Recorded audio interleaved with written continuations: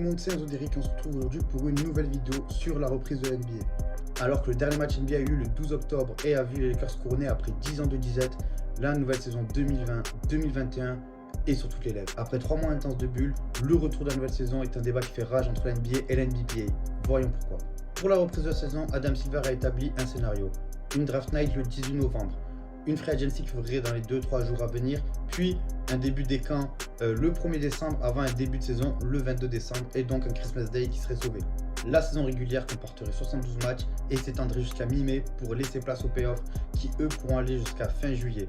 Exceptionnellement, le All-Star Game et le All-Star Weekend seraient passés à la trappe pour cette année. Ce plan-là qui a été voté et adopté par la NBPA, qui est l'association des joueurs de NBA, ce qui est en gros leur syndicat, devrait malheureusement ne pas permettre aux joueurs qui joueront le playoff de participer aux Jeux Olympiques. En effet, avec la fin des playoffs vers fin juillet et le début des JO le 23 juillet, malheureusement les joueurs qui participeront aux playoffs ne pourront pas être là, ce qui est quand même dommage quand on sait que certains joueurs comme Steph Curry, LeBron James ou encore James Harden avaient fait des JO leur priorité pour redorer le blason de l'équipe des États-Unis après le fiasco du Mondial 2019. Alors que tous les fans se réjouissent de retrouver la NBA si tôt, certains joueurs ne sont pas du même avis. Voyons pourquoi. Une partie des joueurs avait imaginé une saison régulière de 60 matchs qui commencerait le 18 janvier, ce qui aurait permis de leur laisser plus de repos après cette fin de saison 2019-2020 éprouvante. Malgré la réussite de cette bubble à Orlando, la NBA a dû essuyer plus de 1 milliard de dollars de pertes.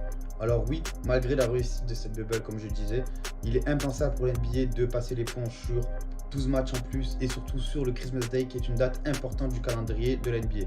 Deuxièmement, une saison 2021 qui finirait fin août comme le veut le plan de la NBA obligerait la NBA donc à décaler une deuxième saison, celle qui finira en 2022 et donc prendra encore plus de temps pour arriver au standard de la NBA, c'est-à-dire un début de saison vers fin octobre, début novembre, puis une fin de playoff fin juin. Malgré le choix de la NBPA par vote de choisir le plan de la NBA et donc de reprendre le 22 décembre, certains joueurs sont contre. Qui sont-ils et pourquoi?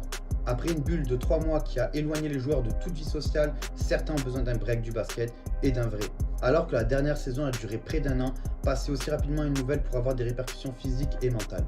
Prenons exemple avec les joueurs de foot. Kylian Mbappé a récemment déclaré avoir eu du mal physiquement et mentalement à se préparer pour cette nouvelle saison et ne pas arriver à se dire que c'est une nouvelle saison. Il a l'impression de jouer la même saison continuellement. Toujours en prenant l'exemple du PSG au foot, beaucoup de blessures et des résultats en deçà des attentes. Voilà ce qui peut attendre certaines équipes de basket qui ont joué les playoffs et notamment celles qui sont allées plus loin que le premier tour. Danny Green a lui-même déclaré qu'il ne serait pas étonné de voir LeBron James carrément sécher le premier mois de compétition.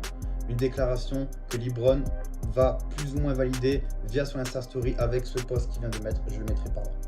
Mais pour certains joueurs moins importants et avec des salaires moindres, faire l'impasse à nouveau sur une partie de leur salaire n'est juste pas possible. Reprenons le propos que Ed Davis avait eu lors du propos de la tenue ou non de la bulle en juin. Selon lui, les grands stars peuvent se permettre de faire l'impasse sur une partie de leur salaire, contrairement aux role-players qui ont besoin de tout leur salaire pour subvenir aux besoins de leur famille et parfois d'autres familles dont ils sont proches. D'un point de vue sportif, on pense forcément aux équipes qui n'ont pas été invitées dans cette bulle et qui n'ont pas touché un ballon depuis mars en match officiel.